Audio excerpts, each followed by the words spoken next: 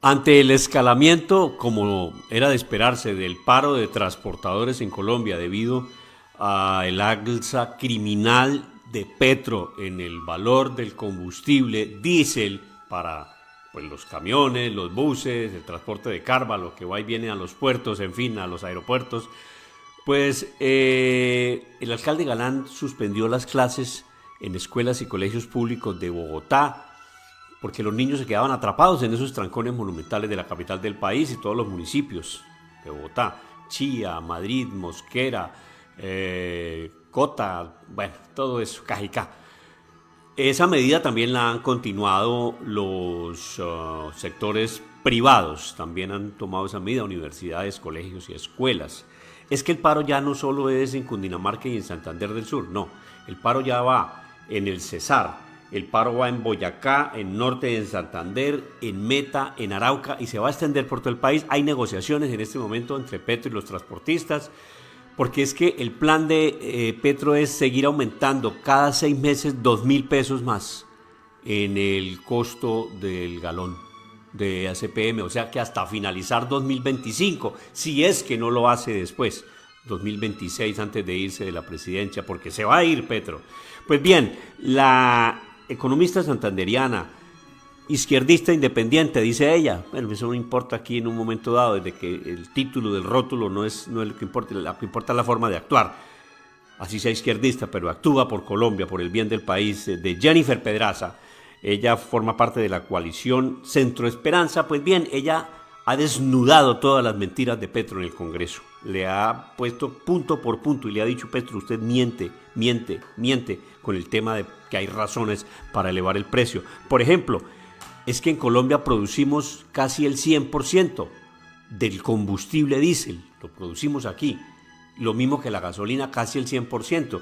Y Petro quiere equiparar el valor del galón de combustible de diésel o ACPM y de gasolina con países primermundistas, cuando a él se le olvida que nosotros, querámoslo, no, pues somos un país tercermundista, donde además tenemos un componente gravísimo, la corrupción, y somos atrasados en muchas cosas, en vías, en desarrollo, en comunicaciones, en infraestructura, estamos atrasados, señor Petro. Entonces, ¿cómo es posible que Petro quiera, en aras de su izquierdismo y progresismo imbécil, equipararnos a los países desarrollados en cuanto al costo de los combustibles? Hombre, por Dios, Petro, te está haciendo mucho daño el consumo de perico, de café con leche, ¿no?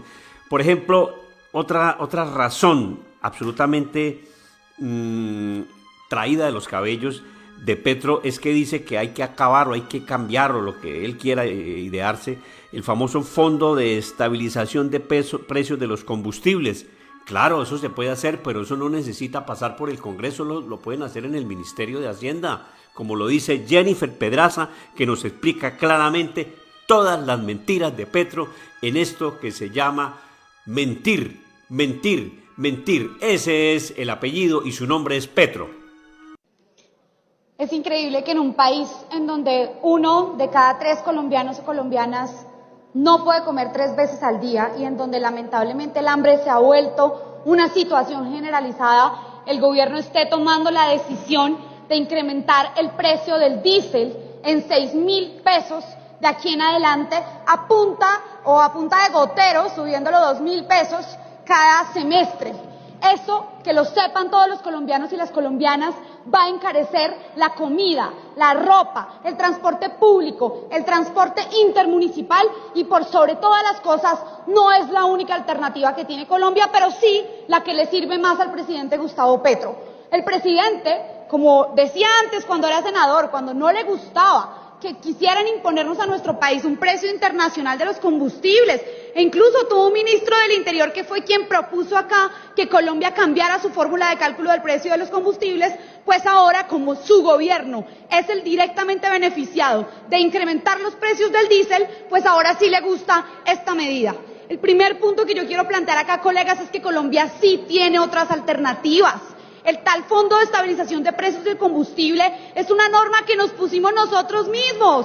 Colombia misma, ni siquiera es una ley de la República, es una sencilla resolución del Ministerio de Minas que si el gobierno quisiera modificar, tendría toda la posibilidad de hacerlo, incluso sin pasar por el Congreso de la República. Es que no tiene sentido que pretendan cobrarnos el diésel y la gasolina como si nosotros los estuviéramos importando, cuando Colombia produce el 80% del diésel que consume. Esto es como si ustedes fueran a la panadería del vecino a comprar pan y el vecino les dijera, no, ya no vale 400 pesos el rollo, sino que ahora vale 4.000, porque resulta que yo podría venderlo en Estados Unidos en dólares. Entonces me hace el favor y si usted quiere que se lo venda acá en su barrio, pues me lo paga en dólares. Pero resulta que nosotros no ganamos en dólares y que haciendo esto Colombia lo que hace es perder una ventaja competitiva, una ventaja absoluta que tenemos con otros países del mundo. Incluso otros gobiernos, como el gobierno del presidente Lula en Brasil, está proponiendo cambiar la fórmula de cálculo del precio del combustible en Brasil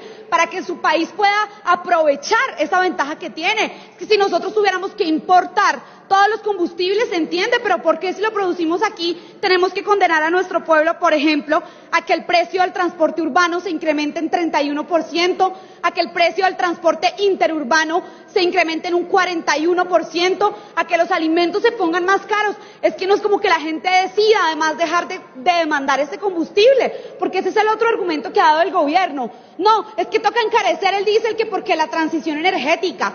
Varios estudios de la CEPAL prueban que en América Latina encarecer los combustibles no genera una reducción en las emisiones de gases de efecto invernadero, porque es una demanda inelástica. Usted la puede encarecer lo que sea y la gente va a seguir necesitándola para, por ejemplo, las plantas eléctricas en donde hoy Colombia no tiene luz.